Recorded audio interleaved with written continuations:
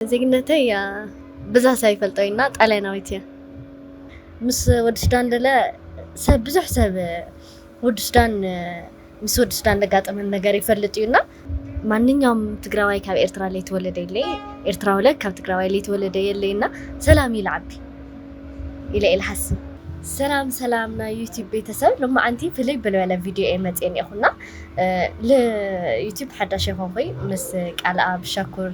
ምስ ኤማ ሰሪሐ ነይራ ሎማ አንቲ ግን ፍልይ ለብሎ ብናዓለ ዩቲዩብ ቻናል መፅን ይኹና ቤተሰብ ብዙሓት ጥያቄታት ልጠይቅኩም ብውሽጢ መስመር ኣብ ኮሜንት ላጠይቅኩም ንነበርኩም ሰባት ክምልሰልኩም እየ ሎማ አንቲ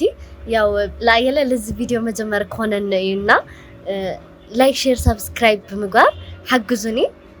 ቤተሰብኩም ስመይ እኳ ያው ትፈልጥዎ ኢኹም ብቻ ግን ሄብሮን ይበሃል ሃይማኖትኪ እንታይ እዩ? ያው ሃይማኖተይ ኦርቶዶክስ እዩ ክርስቲያን እያ እሺ ካልኣቶ ኣብ ህይወትኪ ዘጋጠመኪ ሕማቕን ፅቡቕን ነገራት እሺ ያው ኣብ ህይወተይ ለጋጠሙኒ ሕማቕ ፅቡቕ ያው ብዙሕ ሰብ ለጋጠሞ ገጠመኝና ያው ለኣየ ዝና ጦርነት ጊዜ ለኣየ ብጣዕሚ ሕማቕ ትውስታ እዩ በቃ ለማንም ሰብ ሕማቕ ጊዜ እዩ እሱና ፅቡቕ ለለ ያው መንገድታት ምክፋቱ ትራንስፖርት ገለ እዚ ለለ ፅቡቕ እዩ ለኣየ በቃ ክልትዩ እዩ ለኣየ ካብ ተወሳኺ የለይ እሺ ሳልሳይ ሕቶ ሶሻል ሚድያ ኣባኺ ዘምፅሖ ፅንቶ እንታይ እዩ? ያው ሶሻል ሚዲያ ምንኣየ ብቻ ላይ ሆነስ ለምሳሌ ልሰርሑ ሰባት ለብዙሕ ገጠመኝ ኣጋጢምና እዩ ብቻ ግን ያው ፈቲሕናዮ ኢና ግን ምጥቃሰ የድሊ ብቻ ግን ፍሉጥ እዩ ሽራኣያቶ ምስ ኤማ ቃሉ ወዲ ሱዳን ዘሎ ክርክብ ከመይ እዩ? ያው እሲ ለብሓፍሻ ክገልጾ ከለኹ ያው ስራሕ የራኸብና ብቻ ግን ልዕሊ ስራሕ ምሕዝነት በቃ ልኾነ ቤተሰብ ትረኽበሉ ነገር ምሽንዮ ማለት ላፋሚሊ ለኣተየ ይፍልጦ ላፋሚሊ ለኣተየ ነገር እዩና ብደንቢ ኢና ንፋለጥ ኣብ ሕማቕ ላው ፅቡቕ ለጊዜያት ባሕደ ኢና ነርና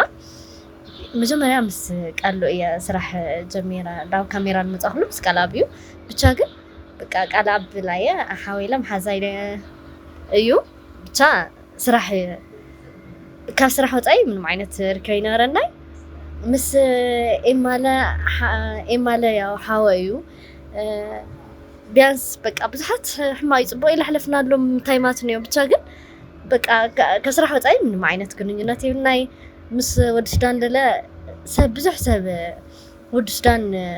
ምስ ወዲ ሱዳን ለጋጠመን ነገር ይፈልጥ እዩና እዚ ችግር እሱ ፈቲሕናዮ ኢና ካብለ ከምዚ ልረአ ላይ ኾነስ የዋሰብ እዩ هم እንትና ይኾነ ፍቅረኛ ኣለኪ ዶ? ያው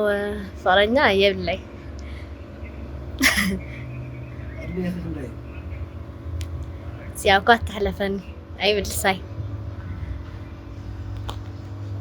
ዓላማኺ እንታይ እዩ? ማለት ዓላማ ያው ዓላማይ ማለት እዞም ዘይምስሉ መሲሎም ዝዓበዩኒ ወለደይ ቤተሰበይ ማለት በቃ ሰሪሓ ተለዊጠሲ ያው ህንዲ ሶም ልገበርለይ ዋላ ኣይገበረሎ ብቻ ግን ክሕግዞም ይደለየ ብዓቕመይ እሱ እዩ ለኣየ ዓላማይ ቤተሰብ ምህጋዝ ኣብዚ ሕዚ እዋን መነባብሮኺ ኣበይ እዩ? ምስ መን እዩ? እሺ ያው ኣብዚ ሕዚ እዋን ያው ብስራሕ ኣዲስ ኣበባ እየ እኒኹና መነባብሮይ መቐለ እዩ መቐለ እዩ ለኣየ መነባብሮይ ካብለ ምስ ፋሚሊ መቐለ ኣብዚ ግን ያው ምስ ኣዕርኽተይ እየ እኒኹ ንስራሕ ስለንመፃኹ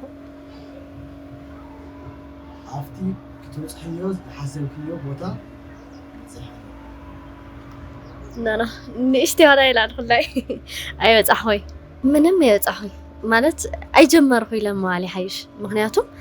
በቃ ብዙሓት ዓላማታት እዮም እኒአውንና እዞም ዓላማታት እሶም ምንም ኣይጀመርኩሎም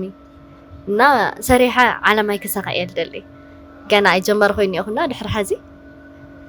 ክሳኻዕ ለይኹን ምስ ፈጣሪ ካብ ሶሻል ሚድያ ያው ካብ ሶሻል ሚድያ ሰብ ማለት ቤተሰብ ላዕይ ኣግኒ ብዙሓት ሰባት ኢኻ ትፋለጥ ብዙሕ ገጠመኝ እኒኤካ ብዙሕ ሕማቕ ፅቡቕ ትሓልፍ ኢኻና ብቻ ኣነ ሰብ እየ ተጣይማ ብዙሕ ሰብ ፈሊጣ ኣብ ስራሕኩም ከመይ እሱኳ እስኩም ንገሩኒ ንዓያ ኣብ ስራሕ ከመይ እያ ማለት ስራሕ ኣይማርፂ ዝኾነ ይኹን ስራሕ እየ ዝሰርሕ ግን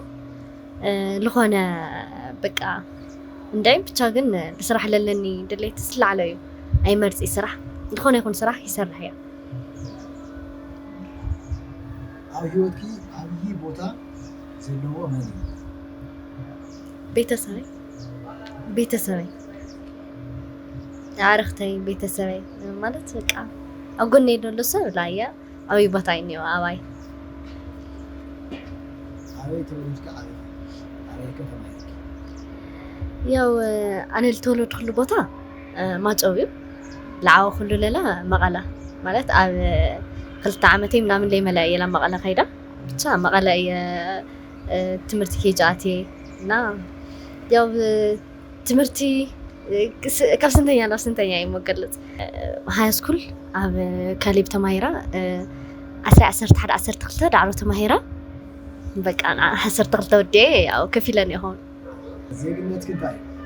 ያው ዜግነተይ ብዛ ሰብ ይፈልጦይና ጣልያናዊት እያ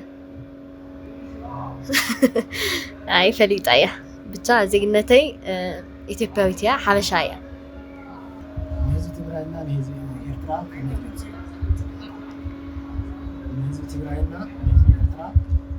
ከመይ ትገልጽ ያው ማለት እንዳይ ሃመይ መልገልጾ ማንኛውም ትግራዋይ ካብ ኤርትራ ላይ ተወለደ የለ ኤርትራዊ ላይ ካብ ትግራዋይ ላይ ተወለደ የለና ሰላም ይልዓቢ ኢለ ኢልሓስብ ኤርትራውያን ኣሕዋተይ ተጋሩ ኣሕዋተይ ዘለኹም ሰላም ይዓቢ ተት ፍቕሪ ሰላም ረህዋ እዩ ዋኑና ምንም ምግላጽ የለይ እዚ ዋኑ ሰላም ከመስክኖ ልደሊ ሰብ ያው መጀመርያ ንልዑል ፈጣሪ ከመስክን ልደሊ ካብኡ ብተወሳኺ ለለ ቤተሰበይ ትሕቲ ፈጣሪ ያው ቤተሰበይ እና ቤተሰበይ እናይ ኣቦይ ናይ ብዘጋጣሚ እዚ በቃ እንድዒ ኣቤዋይ ምንም ዓይነት ቃላት ይብለይ ለኣኽል ገልጸልኽና ብቻ ኩሉ ልበልክዋ እያ እሺ ትብለኒ ተቃዊማትና ኣይትፈልጥ ብጣዕሚ እየ ለመስግን ፈጣሪ ዕድመይ ጥዕና ይሃበለይ ኣሙኢላ እየ ልምናለው ዓለይና ኣዕርኽተይ መሳርሕተይ ኩልኩም ኣብ ጎነይ ዘለኹም ሰባት ብጣዕሚ እየ ለመስግን ያው ምሳይ ትሰርሑ ሰባት ብዙሓት ኢኹም ንመን ጠቒሰ ንመን ደቕሪ እዩና ብቻ ግን ኣብ ጎነይ ይኹንኩም ነተዋዓኹም ሰባት ቤተሰብ ቢያንስ ኣብ ዩቲዩብ እኳ ትፈልጡን ሰባት ብዙሓት ቤተሰብ እዩ እኒአንና እናደወልኩም ድሕና ዲኽምና ሰባት ድሕንነተይ ለጨነቐኩም ሰባት እኒኦኹምና ብጣዕሚ እየ ለመስግን ኣብ ጎነይ ስለለለኹም ብጣዕሚ እዩ ደስ ዝብለኒ ብቻ ኩልኩም ኣብ ጎነይ ዘለኹም ሰባት ብጣዕሚ እየ ለመስግን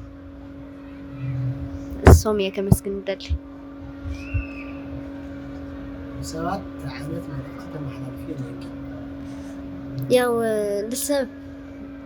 ምንም ማንኛውም ሰብ ናብዓሉ ተስጦ እኒኦ እዩና ተስጡ ተጠቂሙ ተትሰርሕ ኣብ ላዕሊ ደረጃ ይልበፅሕ ማለት ተስጦ ለይብሉ ሰብ የለይ ማንኛውም ዓይነት ሰብስ ዝኾነ ውህብቶ እኒኦ ኢና ፈጣርና እዚ ውህብቶ ተጠቂሙ ተትሰርሕ ክቕየር እዩ እና ልተሃቦ ውህብቶስ ክትጥቀመሉ እኒኦ ኢለ እየ ልሓስብ እሱ እየ ኣነ ለመሓላልፍ እሺ ቤተሰብ ልሓትትኩም እኒ ሕቶታት ከም ንመለስኩልኩም ተስፋ ይገብር ድሕሪ ሕዝለ ትሓትኑ ትደልዩ ብውሽጢ መስመርና ኣብ ኮሜንት ትሓትኑ ትኽእሉ ኢኹም ቀፃሊ ብካልኦት ስራሕትታት ክመፅእ እየ ናይኹም ሓገዝ ከይፍለይ ንድዩ ዝበሃል ብቻ ግን እዚ ዩቲዩብ ቻናል ሓዲሽ ስለዝኾነ ላይክ ሼር ገይርኩም ለብዙሕ ሰብ ኣባፅሑለይ ሳብስክራይብ ገበሩለይ ቤተሰብ ደቂ ዓደይ ስለዝሰማዕኹም ብጣዕሚ እየ ለመስግን ናይኹም ሓገዝ ከይፍለየኒ ኣብ ጎነይ ዘለኹም ሰባት ብጣዕሚ እየ ለመስግን እና ቀፃሊ ብሓደሽቲ ስራሕቲ ንራኸብ ኢና ቻው